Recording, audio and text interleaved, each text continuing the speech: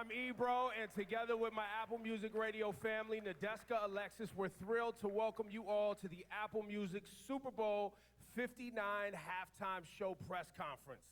We are streaming live globally and on Apple Music, so go check that out. We're excited to be joining the NFL and Rock Nation to bring the Apple Music Super Bowl halftime show to life with a monumental performance by none other than the great Kendrick Lamar.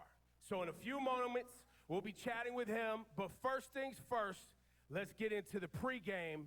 Nadeska, over to you. I'm honored to introduce the American Sign Language performers appearing at this year's Super Bowl. Performing Lift Every Voice and Sing, we have Otis Jones IV. Performing America the Beautiful and the Star-Spangled Banner is Stephanie Nagaris. Performing the ASL version of the Apple Music Super Bowl halftime show is Matt Maxey and ASL interpreter Dylan Guile. Please welcome our official American Sign Language performers.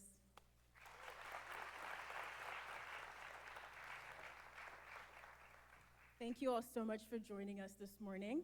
Thanks for having us. Now, to all of our viewers, I'm going to tell you that I'm sitting next to some very impressive humans right here, and you're going to find out why in just a minute.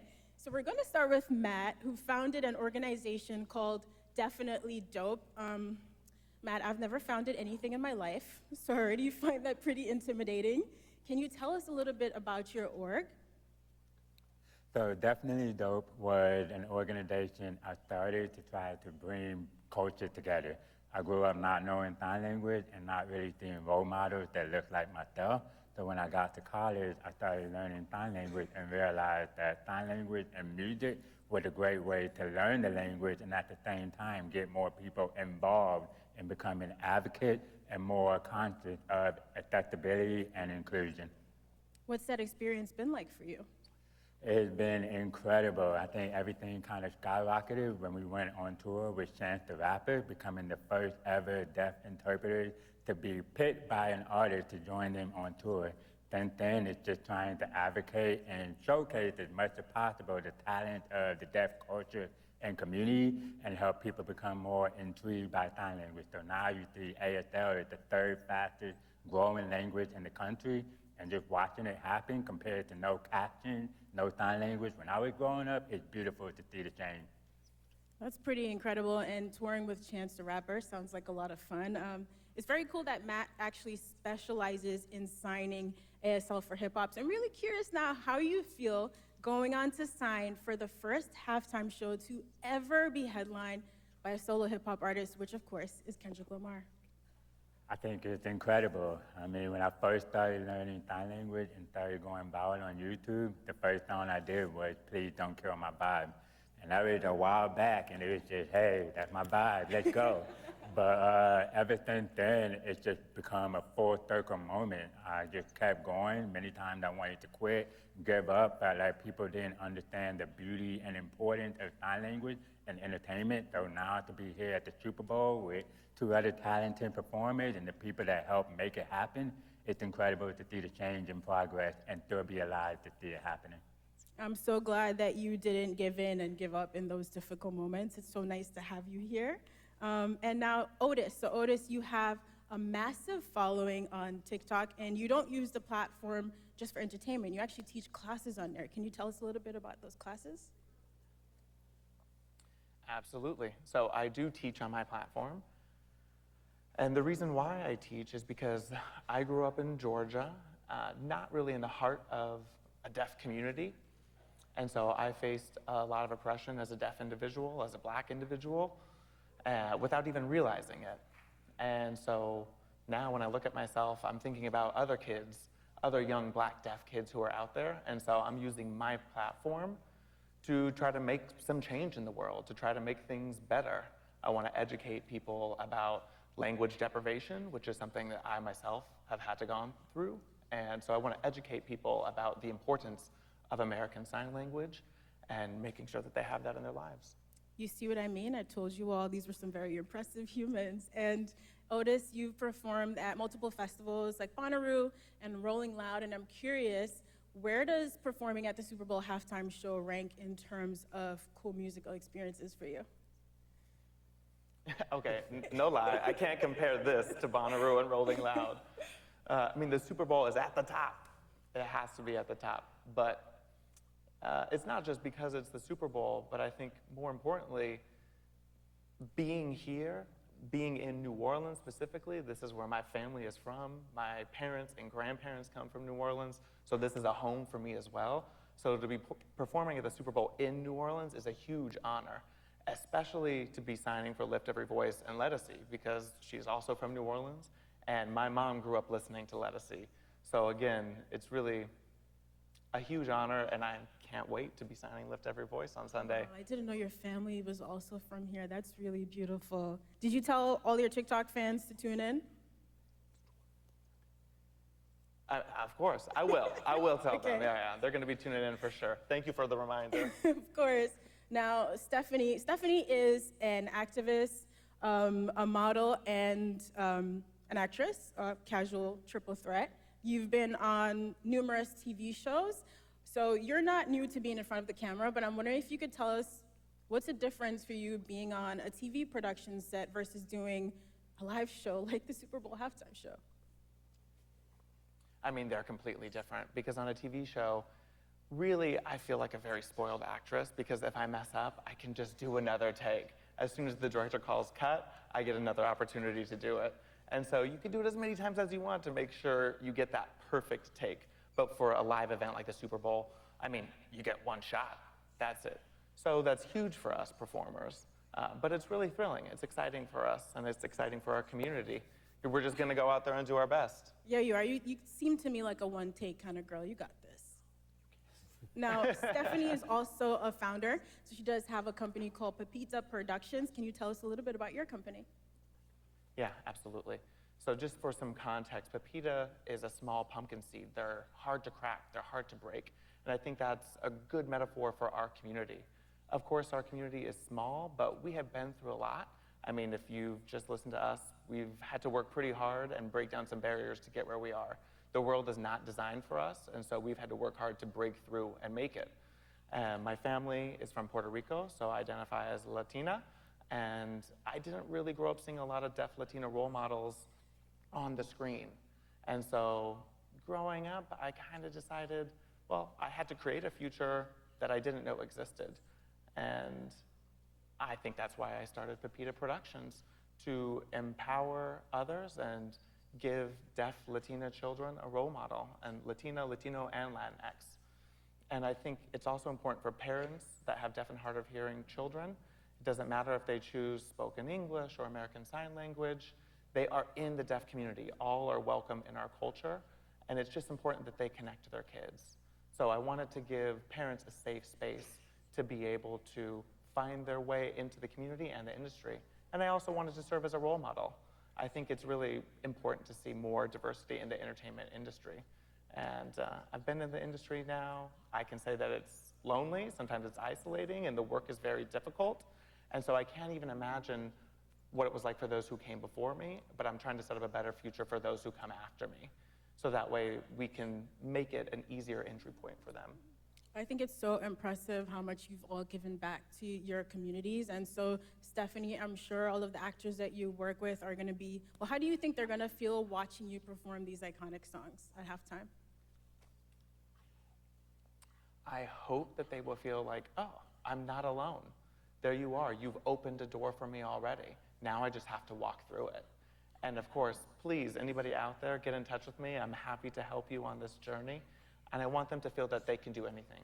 Whatever they want to be, they can do it. I think all of my life I heard, you can't. Oh, I'm sorry. I don't think there's really a future for you. And look at me now. Look at where I am. And so I just want the message to be that anything is possible. You know, sometimes we live in a world that's not so nice to us. And we have to become a little bit more hardened and be able to claim space. And to this day, people still can't believe that I'm a mother. They're like, you're pregnant? I'm like, yes, it's my second child. They're like, it's your second child, but you're deaf. Like, still, to this day, it's 2025. Yeah, it's really ridiculous, so. Listen, I'm glad that you've continued to push forward and all three of you have built something so beautiful. I'm going to be tuned in on Sunday and rooting for all three of you, Matt, Stephanie, Otis, and Dylan. Thank you so much for your time. Thank you. This right here is young Dylan from Nickelodeon. What's going on, bro? How are you, man? All right. And he's a big music fan. And he'll have a couple of questions for all of our music artists here today. Kendrick Lamar, you get to talk to. You excited? Yes, sir, you already know. You ready? Yes, sir. Okay. Now we have the honor of continuing our pregame lineup with some very special guests. Please help us welcome the pregame artists singing and performing on Sunday, Ledisi, Trombone Shorty, Lauren Daigle, and John Batiste.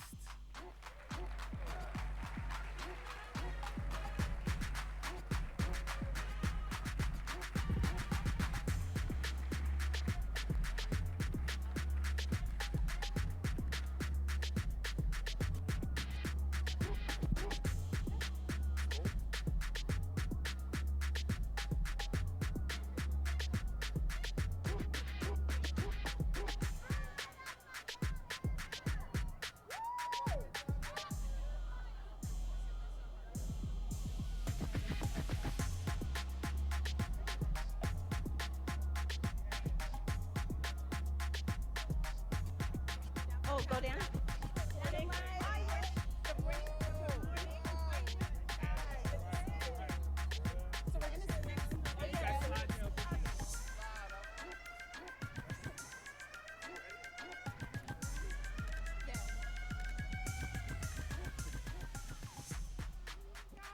Good morning. Good morning. Good morning, good morning. Good morning. So now, the four of you have at least three things in common. I'd say one, you're all great musicians. Two, of course, you're all performing at the halftime show. And three, you're all from Louisiana. Like, does that already breed some sort of camaraderie, a bit of comfort, knowing that you're all from this beautiful state? Absolutely. It's all family, community effort, and that's what we do here in New Orleans, and it's a great thing to represent the city. That's beautiful. So now the sweet spot, obviously, when you get out there Sunday, is you want to respect the original, but you want to add your own flair, right? So Ledisi, we'll start with you. What are some of the plans, some of the insights you can give us? Because I know you have some vocal acrobatics that you love to give us. I'm just going to be myself, and I love the arrangement that Adam Blackstone put together for me. Wonderful. He just won a Grammy, too. It's crazy. But I'm excited. I'm going to represent NOLA Bay, New Orleans and Oakland, too. Oakland, yeah. And Trombone Shorty, what about your rendition? What do you have planned? I think me and Lauren, we put together a very New Orleans brass band street feel to it, and it merges some rhythms of Lafayette, where she's from, and we just capture in that moment. So I think it's going to be something that you can tap your feet to, but still respectable to the original. You'll be able to definitely understand what we're doing. I'm looking forward to that. What about you, Lauren? When I got the call, I was freaking out, okay? I was so excited. But the part that got me on my feet was when he sent the rough draft, if you will, of what we were going to be doing. And, when you plan it out, you think, oh, okay, maybe it'll be a ballad or whatever just because of how that song is originally. No. He said, no, we're going to put a little spin on this. And it feels so good. It feels so alive. It's very true to the representation that we're allowed to have in this city. It's beautiful. I love the musicianship that comes out of this city, and to be able to represent that means the world. So I gotta, hats off to you, because you came up with an incredible arrangement. Yeah. And John, I know, listen, this guy's hard to contain, so what you doing on Sunday, man? Well, I think that music can really communicate deep, profound truth. And I believe that this country and our songs and our iconography, our messaging, our ideals, all the complexity of all of it, has a real important place as we negotiate and continue to redefine it. And I think when you listen to music, it's an amazing capturing of that, because it's constantly evolving while it also is remaining the same. So that's why I love creating music, because you can take from the past, bring it into the present, and forecast the future. And that's what I do every single time. I try, at least. Wow, that's very well said. You And guys can clap for that. You know what I mean? You guys can clap for these people. Don't be afraid. you know, it's like speaking of history and looking to the future. So Ledisi is going to be performing "Lift Every Voice and Sing." And just a little history fun fact. You seem like a lady who would enjoy some history. This song was performed publicly for the first time all the way back in 1900.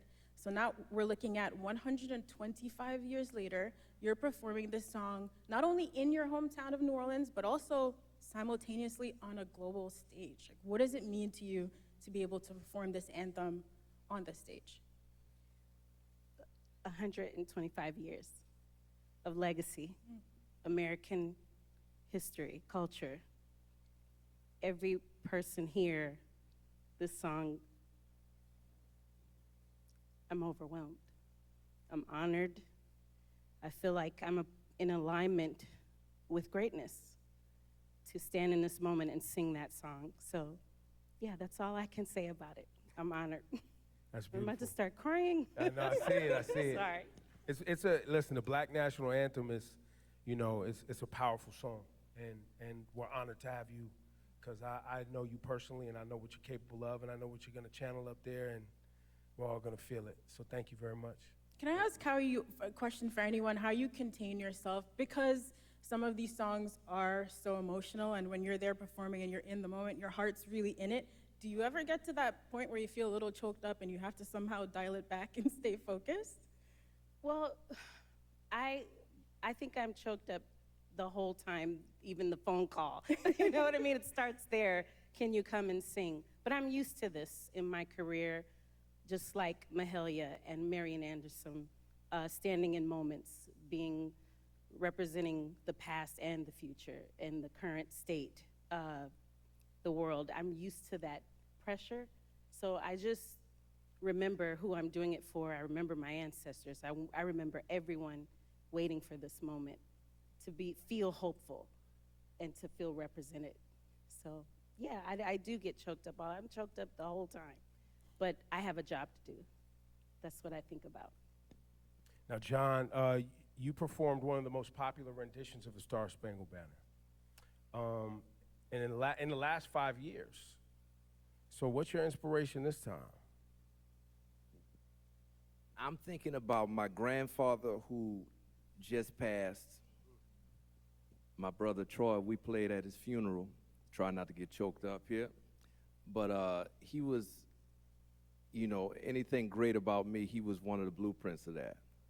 And he was 17 years old and was the first wave to integrate the Navy, served his country. And I think about a lot of people in my life who have represented what I believe this song is about and should be about at its highest aspirational level. So when I channel that, it makes it feel like it's me, but it's way bigger than me. So I'm just a vessel for that energy in the world to continue. And if that can happen, I might get choked up. I might, but it's bigger than anything, because the energy transcends, even if, you know, you get a little bit of a mist, you know. But I think when we're in the moment, when you're channeling, it's almost beyond emotion. It's a spiritual channel that happens, and you're not present, you're watching. So that's really the goal always for me. That's a great goal. That's incredible. And, you know, Lauren and Trombone, Shorty, you touched on it a bit earlier, but you both come from pretty different musical backgrounds. And in true New Orleans style, you are going to blend those genres for a beautiful rendition. And so we'd love to hear just a little bit more about what it was like sitting down together and blending those styles. It was a lot of fun We actually, before we did it, we talked for like 2 hours just about New Orleans and different things, and then we got it in and we recorded it. I mean, just the idea of it, but blending our styles together, the common ground there is Louisiana, and there's rhythms that we both share from Lafayette and New Orleans that fits well with what we do, from the brass band style of music to the Zydeco music and Cajun music that she grew up listening to. And we just try to put that together almost like in a pot of gumbo. We just put everything in there and it all works out and sounds okay to me. You know, when I was a little girl, my grandfather would put me on his feet and say, you gotta know how to dance. To live in Louisiana, you gotta know how to dance. And when I hear the rendition that we're gonna sing, it really does remind me of those moments of dancing in the kitchen. And growing up, I grew up on Cajun Zydeco music, but I would come to New Orleans to fill my soul with the brass bands. I mean, I remember sitting on street corners and just my jaw being dropped to the floor. And, you know, there's so many incredible musicians in this city that are profound. Like, they could go into any studio in any part of the country, the most incredible studios and the mom and pop studios, you know, and blow people out of the water. And to be able to be a part of that synergy and that current that's flowing through here, I think the common thread that we kind of touched on earlier is family. Like, really, when Troy, we did a music video, gosh, was that like 2 years ago or something when you came over? And at the end, he wrapped his arm around my shoulder and he said, you have a brother in me now. You have a brother in me. And that meant so much. And to be able to represent that thing, that connection, I guess, you know, it's more than just us. It's how the whole city functions, whether it's music or food or culture, you know. It's how the whole city, we look after each other. And I think that's the most beautiful part, to be able to represent. And you'll hear it in the sound. Question for all of you guys. You know, when you prepare for performance, now you're tapping into your spirit, you're tapping into your community, you're tapping into culture, but it helps you gain a greater perspective and a connection, not only to yourself, but did you guys gain a greater connection to these songs in any way? We'll start with you, John. I'm always trying to get a greater understanding of what is it that a song actually is. What is a song? And what are we doing with these energies that we create when we sing a lyric or a melody? And what's inside of a melody? When you hear a melody, why does it make you feel this way? Why has it lasted for so long? How can we think of melodies as building blocks for other melodies or other rhythms or other inspiration, you know? So when I'm thinking about one song, I'm thinking about all of them. And that's been my practice with music, is how do you make everything holistic, like life? We're living. We're here. And in approaching this song, I'm thinking more about my life and how my life can be something that honors the country and also honors the lives of everybody who's watching in the different ways, the universality of our shared humanity. So I don't think about music when I'm approaching music. I would reframe the thought of that. I think about life. And yeah. And Ledisi, for you, any greater, deeper understanding as you prepared for this performance, or any performance for that matter? I'm always thinking, like John, life as well, but also the moment. I think of what is the moment, what is the goal of the moment? Because I'm usually called upon for a moment, you know? And so I have to think of all those things: ancestral, spiritual, the people, how to please the people. And then I let all that go and think, it's bigger than you. God, help me execute what is the story. And then that's it for me. Yeah, I'm just being honest. That's what I do. Beautiful, beautiful. In these major moments and milestones you guys have accomplished in your career, where does this one rank? Lauren, we'll start with you. Oh my gosh. Yeah, this would be the milestone, I would say. It's pretty incredible. You know, it's incredible to be able to share it, too. Like, you know, sometimes you do things on your own, and it's great, but to be able to share it, that goes so much deeper and so much further. And just sitting on this sofa with this assortment of people is just unbelievable. Like, to be in your hometown and to be able to sing a song that you love and you grew up. I mean, I remember being in grade school, we would do the like honor to the servicemen every single Veterans Day, and we would sing this song, and I remember it meaning so much to me then. I had no idea that 20 years later, 25 years later, let's be honest, I'd be singing it, you know, with friends, and that means so much to me, really does. You know, there's so much preparation and clearly a lot of philosophical life thought that goes into preparing these performances. And Ledisi, as you say, then it leads up to this one climactic moment. So when you get out there in the minutes and the seconds before it's time to perform, what's going on in your mind? Is that when you clear everything out? Like, how do you actually get ready to get on the microphone? Ooh, that's a lot of things. I just keep thinking of this little girl from Holly Grove riding her bike, singing with her family, singing, moving to Oakland, then going around the world on bigger stages, and then coming back here, full circle, back home, wanting to show that I am from here too, and to be given that moment. I'm thinking of all that. And then I'm gonna take a breath, and I'm gonna sing the mess out of this song here. So that's what I'm thinking about. That's why it's emotional. My grandparents, my family, my cousins, my new family that Troy knows, I call you every time. It's just, I think of family and community. And then I'm thinking, tell the story. That's Beautiful.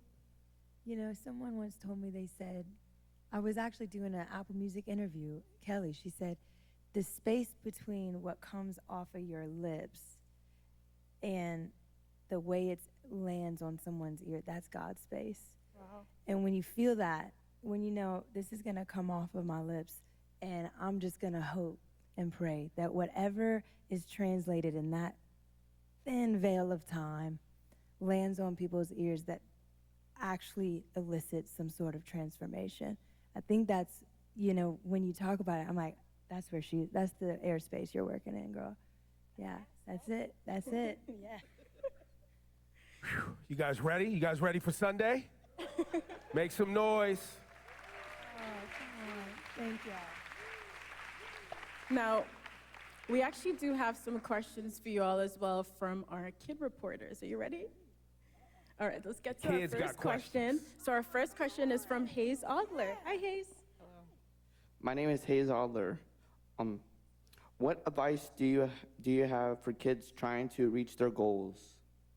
I think the advice I would say is to make sure whatever it is you're doing that is passionate, that is pure passion behind it, and that should be your passport to see whatever you want to see. You know, don't go for fame or money. Just really love what you do. Practice very hard, and just let the passion drive you. Next, thank you, Hayes. Thank you so much. Next, we have Alvin Williams with a question. Hey, Alvin, how you doing? Hey, I'm Alvin Williams. I'm a little with Big Brothers and Big Sisters New Orleans. What is one piece of evidence a mentor has shared with you that has stuck with you and you now share with those who you mentor? You belong. You're worthy. Just study and do your work. Yeah. Thank you, Alvin. And we have one more question from young Dylan. Hello, my name is Young Dylan with Nickelodeon. It's very nice to meet you guys. And Nickelodeon wants to know, if you could slime your biggest inspiration, who would it be and why? And this is for all of you.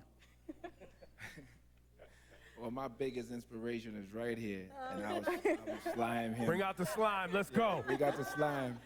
I mean, we grew up doing all type of crazy things like that to each other, so it'd be a big payback to him. Yeah, I slime Troy right back, huh? Listen. Ooh, we got some stories. Yeah, in love, the slime. Oh, me? I don't know. I've never heard a question like that. But the people I would want to slime, they'd really not be happy about being slimed. Ledisi gets a pass on this one. Okay, sorry. I would say my crew. I took my crew to the Atchafalaya Basin. No people in this room might not know where that is, but it's around the corner, and I made them jump in the water with alligators.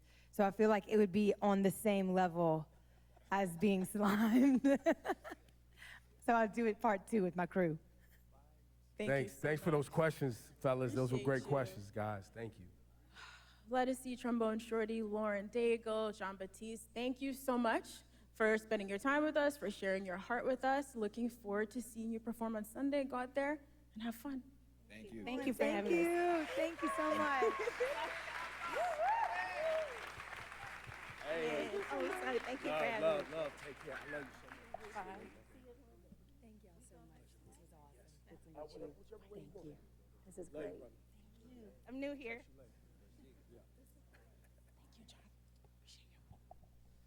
The show rolls on.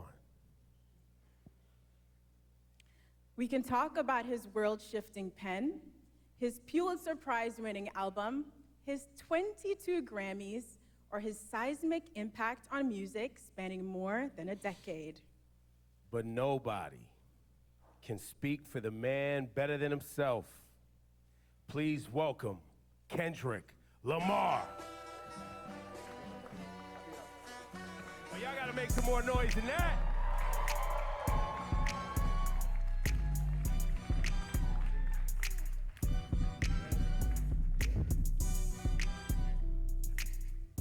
Good morning. How you doing?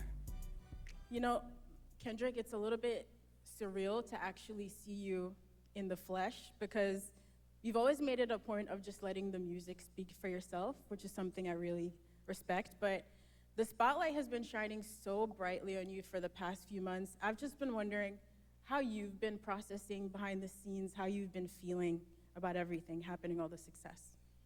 It's just really just I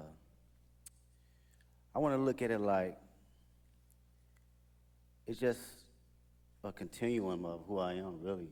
I've always stayed to myself. I've always been in my own bubble, whether it's with the fam or whether it's training. How I process it all is just I continue to do what I was doing 10 years ago, and that's like be better in myself, better in the craft, and not look at it as bright lights, you know? And it may sound cliche, but it always worked for me, even when I was younger, you know, playing sports or being in the forefront of presentations and stuff like that. It was like, I gotta look at myself in the mirror rather than looking at it as a crowd or, you know, fame and attention.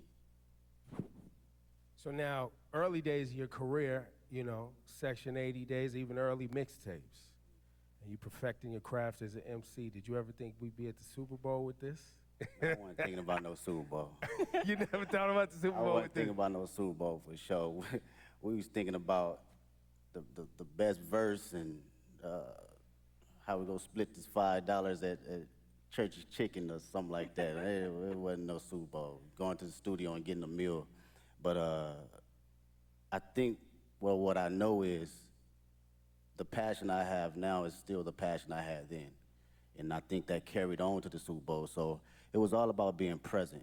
As long as I was present in the studio and present in whatever that line was or whatever that mistake was, rapping or doing hooks or choruses or whatnot, I was present in that moment. I felt that passion. I think being present and not actually foreseeing everything kept me in a grounded state of mind in order to be at, you know, big stages like this. I think we felt that presence and that focus in your work for the past 15 years. Like Ebro said, going all the way back to projects like Overly Dedicated. And so seeing you perform with Dr. Dre at the halftime show 3 years ago, we already felt like that was the most hip-hop, beautiful halftime show ever. And now for you to come back and be the first solo hip-hop artist to headline, how does it feel being the artist to hit that milestone? And, you know, just your thoughts on what that means about hip-hop's progression and impact over the years. But that shit, it made me think about, like, the grind of it. You know what I mean? A lot of people don't see like the story before the glory, man. And that shit's like shuffling out your mixtapes and, you know, going to neighborhoods and parties and performing there, hole in the wall spots. It reminds me of the essence and the core response of rap and hip hop and how far it can go. So for me, that should mean everything because it puts the culture on the forefront where it needs to be and not minimized to just a catchy song or verse. This is a true art form. So to represent it on this type of stage is like everything that I've worked for and everything that I believe in as far as the culture. Like I live and die by it. This shit done changed my whole family life, so I don't take it for granted at all as far as an art form, you know? It feels like that was a lot what this year was about too, right? Like you, I guess, you know, you took it and put it on your back and you felt like a line needed to be drawn, right? Was that your intent when you rolled out this year? Was like, yo, I'm drawing a line. Like, this is what it is. My intent was to always keep, I think from day one was to always keep the nature of it as a sport. You know, I don't care how motherfuckers look at it as far as like, as a collaborative effort, you know, that's cool too, but I love when artists grit their teeth. Like I still watch battle raps. I still watch Smack URL from Murder Mook to Lux to Tay-Rock, you know, my bro Daylight. This has always been the core definition of who I am, and it's been that way since day one. So I don't think it was a thing for this year. It was always just a continuum. And what I will say about this year, it was more from a space where I think a lot of people was putting rap to the back, and you didn't see that. You didn't see that grit. You didn't see that bite anymore. So I always took that in consideration in going into any type of my music. That's interesting. So I hope this makes sense, right? You know, we've been following your journey for about 15 years, and you have been so consistent in the messaging and the focus, like you said, and you've always moved with integrity. So in a lot of ways, I feel like we thought we knew exactly who you were as an artist in a positive way.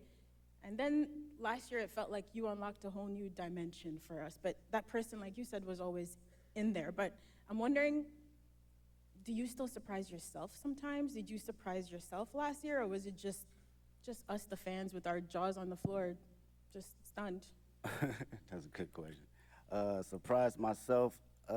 Nah, I don't think I surprised myself because this, for me and for my partners that's been around me since 2005, 2006, like my brothers, they know my personality. They know my capabilities, even when it, wasn't presented to the public at first, right? So this is just like a revolving door of what I've been doing in Carson Studios, at the Homie Garage, or my brothers at TDE, or just anybody around the city of Compton in LA.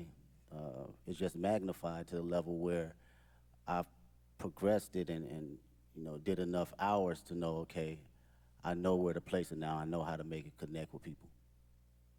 It feels like each album, too, getting to this point was like, it was an album for the culture, and it was an album for the critics. You know what I mean? And then it was for the critics, yeah. and then GNX comes along, and it's like, nah. This is an album for anybody, everybody, and anybody who want it at any time.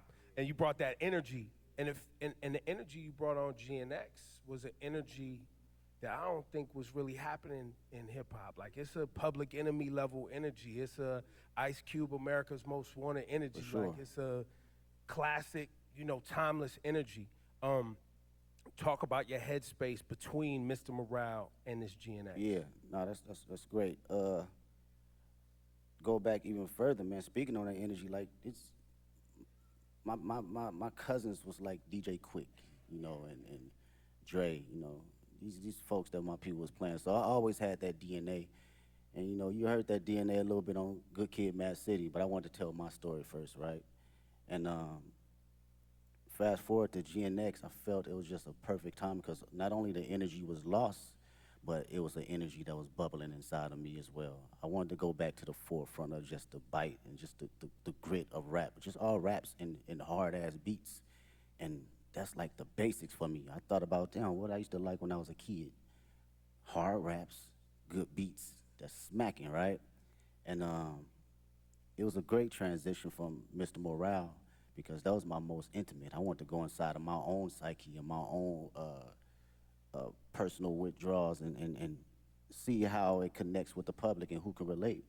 So during this time around, I think it was necessary of coming out of that cocoon and feeling like, okay, I arrived now. I can spread my wings and show every state of who I am as far as Kendrick Lamar. And you really did spread your wings. I mean, you just came off a huge Grammy wins. You walked away with 5 awards, and you won Not Like Us won for Song and Record of the Year, which in itself is remarkable. But I think for people who love and respect hip hop and the roots of this culture, the competitive spirit of it, it has been a little bit mind-bending that you created this massive cultural award-winning anthem out of a battle rap song. And how is that something, after you got off that Grammy stage, you got home in some quiet time, what was going through your head? I was just thinking about the culture, really. It's always that for me first. I'm not even bullshitting with you. It's like, when people talk about rap, man, the conversations I hear, they think it's just rap and it's not an actual art form. So when you put records like that at the forefront, it reminds people that this is more than just something that came 50 years ago. They forget that it's even been here 50 years, right? And like kind of like belittle it. So I love to see that it gets that type of recognition for just straight raps, from awards to the billboards, all that, because this is truly just as big as an art form and a genre as any other genre. So that's what I think about, and I feel accomplished being able to do that. You know, whether somebody else come behind me and do it again and quadruple it, I love to see it. If that was my purpose to do that, then that's exactly what it was for that particular moment. I think people often miss the significance of that Record and Song of the Year award, because that Song of the Year award is a songwriter's award. Like, it's not just the biggest song. It's like someone wrote a song. And you as a songwriter, when you see your name up there and it's written by Kendrick, and that's it. Yeah. That's powerful. And I think to what you're saying, I think there's a lot of people who have become fans of hip hop, and they you know, you like the songs you hear and know, but you're not actually tapped into the work that it takes for you to generate the output, the art. Exactly, man. As a writer, you know, and that's what I can appreciate the most. And knowing how much time I dedicated over the years in just trial and error, writing the most terrible shit to some of the greatest shit. You know, we all do it, from writer's block to figuring out how to find inspiration from the most non-popular aspects around me. So it's like, knowing that trial and knowing what I put in as far as my thinking process and what it takes to get there, I do not look at it as a small like endeavor because it's a hit record. No, it's actually some writing in that shit. You know, whether it connect with you on a spiritual level, whether it connect with you on a comedic level, whether it connect with you just on a personal dynamic, it's still from a writer's point of view. Yeah, you are an incredible writer. There are songs on GNX like Reincarnated. I didn't know what to do with that song for the first few times I heard of it, just trying to figure out where you possibly came up with the inspiration for a record like that. Like, when you're working on those songs, are you going through multiple versions until the right thing comes to you? It's hard to fathom, I guess is what I'm saying. Yeah, well, records like that, first off, shout out to Tupac. That's the number one inspiration. That was always one of my favorite records from him and Outlaws. With records like that, it's always going into my mind of like, what if, right? And crafting out my what if ideas to the masses. So when I think about concepts and I think about what I actually believe and what I feel, I just go through a breakdown as if I'm reading a book, you know, and how I want people to hear this from a book sequence. So my initial process is, okay, how can I open them up to the story, and how can I drive them to the ending point to make them feel truly exactly what I'm trying to convey, whether they take their own perspective from it or they take mine. I just want you to feel it first. You know, the writing is there, now it's up to me to perform it to where you can feel it. Yo, give it up for this guy, Kendrick Lamar. Y'all too quiet, man. This guy, you know this guy he doesn't sit down and do this too often, so this is a very special conversation. We appreciate you, bro. I really do. And shout to SZA too, because you guys are making history right now. Hell yeah. And you've seen her from her humble beginnings like she's seen you from your humble beginnings. You've watched her find success, and now y'all sharing the stage at the Super Bowl. Got this humongous tour that's rolling out next year. Talk about this moment in both of y'all's career. Have you guys had a chance to even see each other in this moment and be like, yo, like? We haven't even had a chance to crash out about it because everything been moving fast, like far as production and rehearsals and stuff. So we speak, but we haven't really got a chance to settle into the moment. For me personally, watching her, her career and where she's come from, it's amazing to see. I get to finally see how certain individuals see me come up in the process, because I seen her day one coming in the studio and writing songs, throwing away songs, writing another song, throwing away songs, and songs is hard. And I understood that process, though, wanting to be great. You know, even when people saying this is classic records, you're like, no, I'm gonna write another one.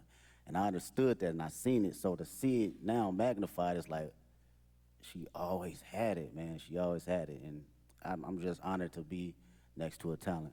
Yeah, you've both worked really hard to be here in this moment, and on Heart Part 6 is really amazing to hear you detail that journey for old and new fans, coming up through the ranks at TDE and now launching your own agency, PG Lang. So performing at the Super Bowl halftime show is very much, us as fans getting to celebrate you and this beautiful musical legacy, but also now you're stepping out as an entrepreneur. What has it been like to build your own business and to also showcase some of that creativity from your agency on this platform? Oh man, I love the process.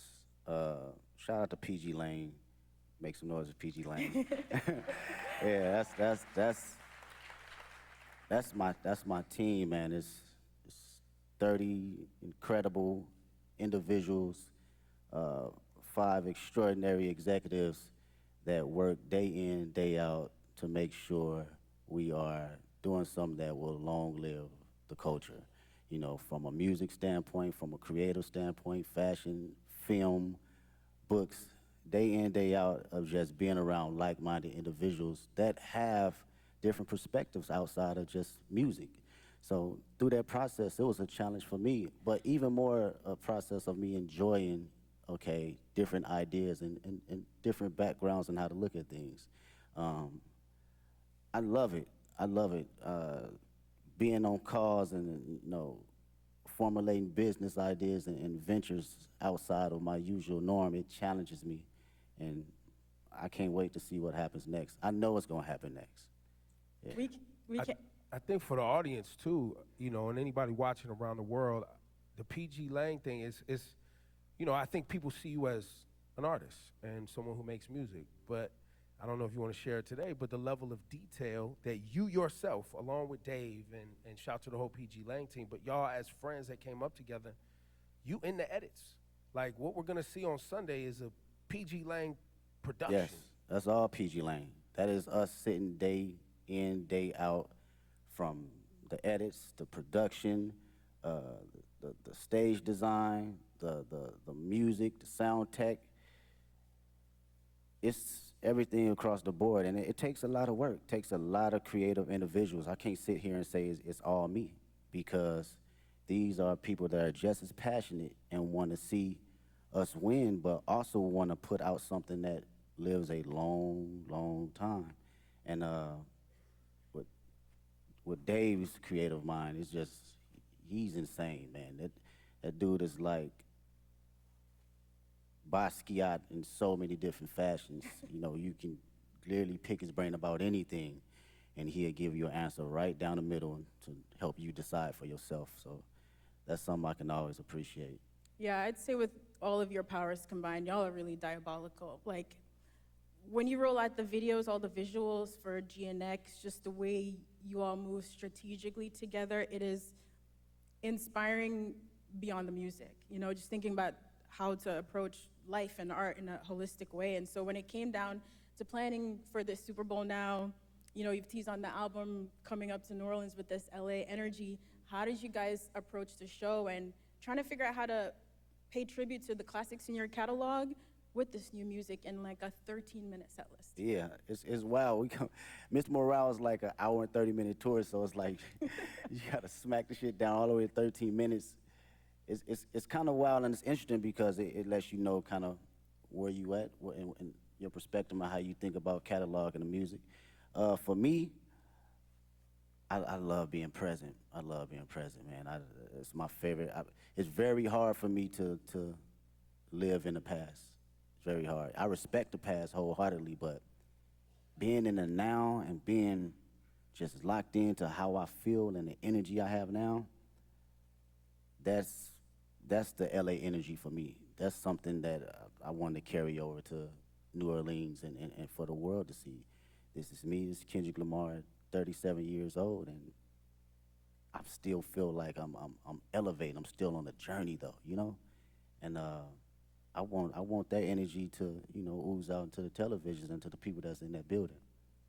Well, and on that, you know, the connection between black culture and New Orleans and how important and shaping our ancestors were in this town, music, jazz, all that. You always put our culture and black culture at the forefront of your brand, your music. Same thing in LA. A lot of our family members moved out to California from the South for new opportunities. Man, what? So there's a big connection between LA and the South. So when you say you walked in to New Orleans with that LA etiquette and all of that, I don't know if people really grasp that, but you got to be feeling that That's a energy bar. like when you are out ready on Sunday to do your thing. That's a bar. It's crazy, bro. Out of all my friends, LA, us growing up, all our grandparents either from Louisiana, Texas, Chicago, like, period. So our dialect and how we talk, it gauges from like the South and like the Bay Area. So like going to the store, we say finna. I'm finna go to the store. Like, that's some South shit, you know what I'm saying? That's not no LA, right? So that energy right there and you know, making that correlation, it means a lot to me for people to understand that. And the culture and just being black, I can't help that, man. It's just not something that I think about or even try to like go, I'm black. Shit, it's just go. It's in you, it's not on you. Yeah, it's gonna come out every time. I can't sugarcoat it. You know, I can't downplay it. I'm at a point in my life, I can't necessarily fake the funk for nothing. And I've always had an essence of that, but you know, you have kids and shit. That shit's like, I have to be who I am authentically. And if, you know, the world can't accept that, then so be it. But who rocking with it, I'm gonna put it all the way out there, you know, whether it's in private or whether it's on the main stage. Yeah, I don't think a lot of people and a lot of artists stand in themselves as authentically as you have. And I think one of the questions we've all been wrestling with over the past few months, watching you and the way you've moved, is really what is the role of an artist? And I think lots of people have very different definitions, but young Kendrick, again, back to overly dedicated and Section 80 mixtape Kendrick, and GNX Kendrick, Super Bowl, Grammys Kendrick, has your idea of what the role of an artist is, you as an artist, has that ever changed? I don't think I knew exactly what my role was early on. I had maybe clues of it, but now today I can truly say it's to express myself and express things that people can necessarily say on the daily and for them to actually relate to. And come from the most vulnerable place where people can actually feel it. I think that is, for me, that's the role for me as an artist. I don't give a fuck what place it come from. I could be the most angry person on the record. You gonna feel that shit that day if you woke up and you felt that. You wanna smile, you gonna feel it, because I'm gonna make sure I'm present that particular time in the studio, in the booth, that I feel happy and I feel energized and I feel, you know, if I feel frustrated, you gonna feel it. And to carry that as an inspiration for people that's listening that may not have a voice, that, you know, I've grew up with cats, still to this day can't have a conversation. the most meanest, aggressive individuals, but they can't even look you in the eye and express themselves the way they want to. So they resort to other things. And when I think about that, and I know that I have the tools necessary to communicate myself properly and effectively, I gotta do it for them. I gotta make records like Reincarnated. I gotta make records like Man in the Garden. I have to, because they feel that way, but they cannot project it.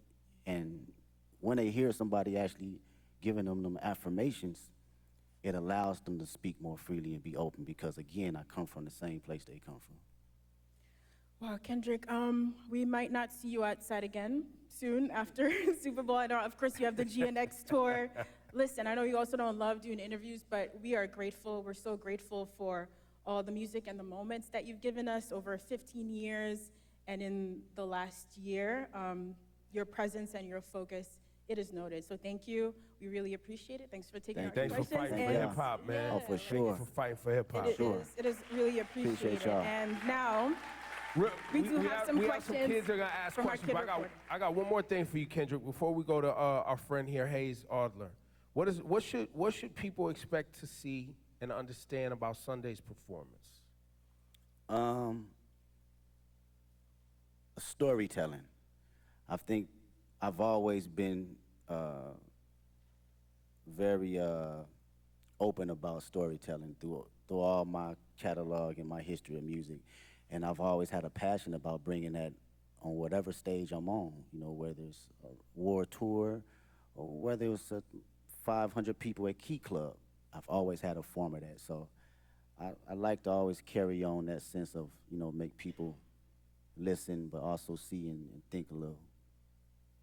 I think this is going to be one of those performances where people are going to be digging up Easter eggs for I mean, years, that's the Kendrick years thing, to come, right? Even when it's not an Easter egg, people gonna make one up, right, Ken? Yeah. Hayes, this is Hayes Adler. He's got a question for you, What's up, Kendrick. man? Hi, Kendrick. What's going on? How do you prepare for such a big performance? Do you have a favorite way to stay healthy and active? Yeah, I do some laps, whether it's some sprints. If we talking about, let's go from, okay, on the physical level, I'll give you that. Maybe it's a 2-mile warm-up or a mile warm-up, maybe some push-ups, just to get the body movement. Sometimes you be out on that stage, man, you need some oil on your knees a little bit to get moving and get cranky. So physically, yeah, I'm just exercising the body, a little bit of stretching, a little bit of all that. And on a mental level, I'm usually playing some Isley Brothers just to calm not my nerves, but calm my excitement and just give it a balance, So that's my prep right before I go out. Thank you, Hayes. Thank you so much. And now Alvin Williams. How you doing, sir? What's up, Kendrick? What's up, man? I'm a little with Big Brother and Big Sister New Orleans. What has mentorship meant to you during the course of your career? And if you could thank your mentors for believing in you, what would you say? Oh man, mentorship has been everything. To be around individuals that experience every little thing that you think that you're the first person to go through it with, it's a difficult task when you're a young individual, because you're like, shit, you don't know what you're talking about.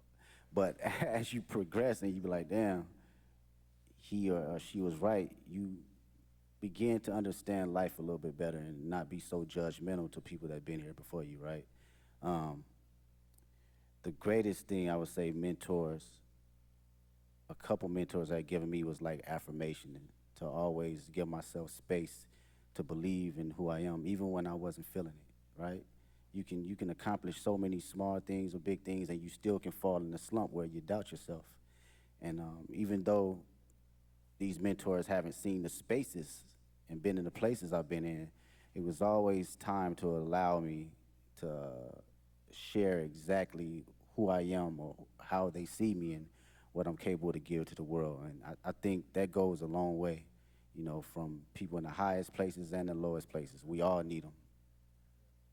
All right, thank you. Thank you. Thanks, Alvin. And we have one more question from young Dylan. What's up, Mr. Kendrick Lamar? There you go. That's an artist right there. Yes, sir. It's a truly honor to meet you. And my question I have for you is, what advice could you give to kids about not being like anyone else? And how could they stay authentic while pursuing your path? It's a great question. They said the number one thing people feel in the room, you know, over love and over fear is being authentic. And this is my homegirl, Ink, actually, we was talking about this in the studio. She brought us in the studio. And I was like, damn, how many times I've been in a room where people felt you so intensely that it inspired them and it inspired the person next to them and inspired the people in their household. So how to stay authentic? Was that the question? Or you have to believe in yourself and have to know that it's only one you. You're an amazing individual, unique. You're a miracle. I wake up every day and I'm like, this shit is crazy. Not crazy from a standpoint of being a celebrity, crazy just life. It's just wild. When you really sit down and just think about it and just bug out on some wild it's wild. And to know that you are in this existence and in this world as one individual, is only you, you have to know that you got to carry that authentic nature of allowing yourself to say, this is who I am, this is how people are going to see me, and also going to respect me, and it's going to inspire people to have truth. Because when everyone's authentic, what comes out of that is true love. There's no boundaries. We don't have any courtship on judgment. We don't have any perception of being able to ridicule anyone, because you showing up as your true self, I'm showing up as my true self. And carrying that nature to take you places. Appreciate His you. answers are just as thoughtful as in the music. It's ridiculous. Thank you, Dylan. Thank you, Kendrick. Appreciate you. Ladies and gentlemen, one more time for the great Kendrick Lamar, please. Thank you so much for your work and your dedication. We Thank appreciate you. you. Go out there and have fun on Sunday. Thank you so much to everyone for joining us today. We can't wait to see Kendrick take the Super Bowl halftime show stage. While you wait, you can listen to his catalog in spatial audio. Now look, shortly after the performance, you'll be able to stream the full halftime show right there on Apple Music. You can listen, you can watch, you can sing, all the things Kendrick all the time on Apple Music. So one more time, for all of you, Kendrick Lamar, thank you for delivering as usual. The show on Sunday is going to be special and amazing, I'm positive. Thank you all so much.